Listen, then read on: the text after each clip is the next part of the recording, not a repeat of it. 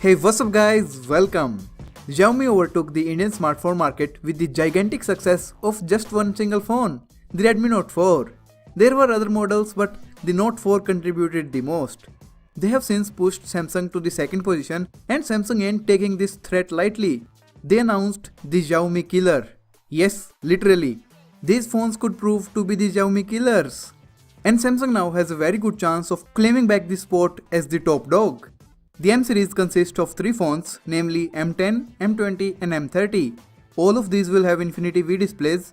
I don't like the notch, but at least it's the best kind of notch, and it's on their entry-level smartphones.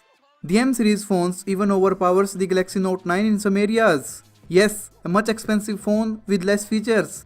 The battery on these M series phones is 5000 mAh, and when paired with a LCD display of lower resolution and a smaller processor, you can truly expect 2 days from this beast.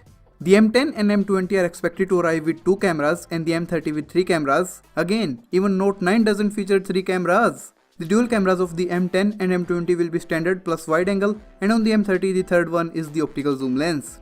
Samsung says that they are using a powerful processor, but they don't actually say which one exactly, but at least it will be on par with Xiaomi's of the world. These phones will have USB-C and are also equipped with fast charging, plus a headphone jack is even there. Even NFC, for God's sake.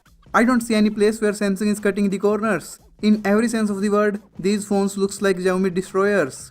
The sole success of Xiaomi was based on one fact, that there was no good phone to buy around 10,000 rupees or $150, and they announced kind of a decent phone at the price which blew up and made Xiaomi the household name which it is right now. And now Samsung is entering the price of $140 with the Galaxy M10 with such improved specs plus trust of a brand like Samsung. I don't see any reason why Xiaomi shouldn't be concerned. The M20 will be priced around $210 and M30 for about $280. These are great pricing. Previous Samsung phones at $140 were like crap.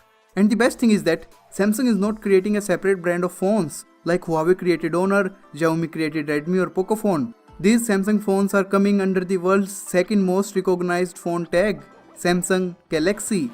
First one being the iPhone, of course. Let me know guys, do you think Samsung will be able to take back what's truly theirs?